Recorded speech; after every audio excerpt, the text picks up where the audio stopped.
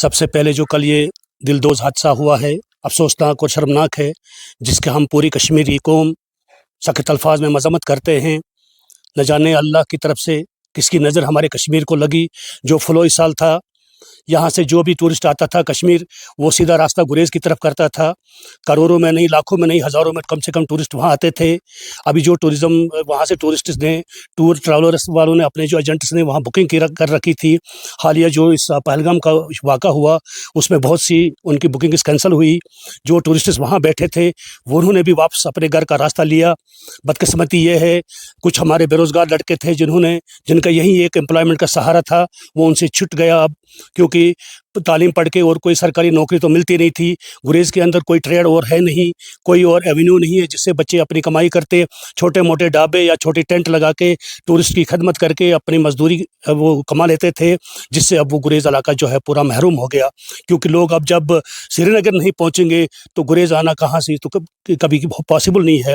اس سال تو آپ نے جو سچ فرمایا، بہت ہی ٹورسٹس ویٹ کر رہے تھے کہ کب معمولی سی بھی ایک ٹریک گریز کے لیے بن جائے۔ انہوں نے وہاں کا راستہ اختیار کر لیا تھا۔ کل تک ہزاروں ٹورسٹ وہاں آئے، اور لیکن راتوں رات وہ وہاں سے فرار واپس اپنے گھروں کی طرف چل بسے، کیونکہ ڈر کا عالم تھا۔ حقیقت ہے یہ جو قتل عام ہوا، یہ انسانیت کا قتل تھا، یہ کسی مذہب کا پرٹیکولر قتل نہیں تھا۔ ہم اس کے بالکل خلاف ہے۔ کشمیریت جو ہے اس کا یہ سسٹم ہے ہی نہیں۔ کشمیریوں نے اکثر اپنی جان دے کر، دشمن ہو یا دوست ہو، اس کی جان بچا لی ہے۔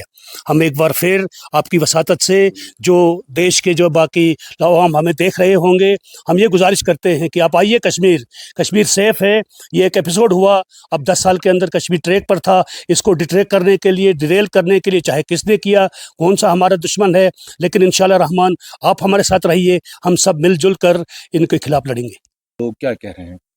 جو کل کا جو یہ حملہ ہوا ہے، اس پر تو دونوں ملک اس وقت غصے میں ہے، خاص کر ہمارا اپنا دیش ہندوستان بہت غصے میں ہے، ریٹلیٹ کرنے کی کوشش کر رہا ہے۔ ہو سکتا ہے جنگی ماحول ہے گریز کے اندر، ایک سرحدی علاقہ ہے جو 0 پوائنٹ پہ ہے، ایسا نہ ہو کہ وہاں جنگ چھڑ گئی تو پھر ہم کہیں کے نہیں رہیں گے۔ وہی لوگوں کے اندر ایک خوف ہے کہ اللہ کرے دونوں ملکوں کے اندر صلح صفائی ہو، پھر یہ دوست بن جائے، تاکہ ہم آرام سے اپنی زندگی گزاریں، اور گریز میں، کشمیر میں ٹورسٹس آئیں اور ہمارا روزگار پھر سے ایک بار راستے پہ آ جائے۔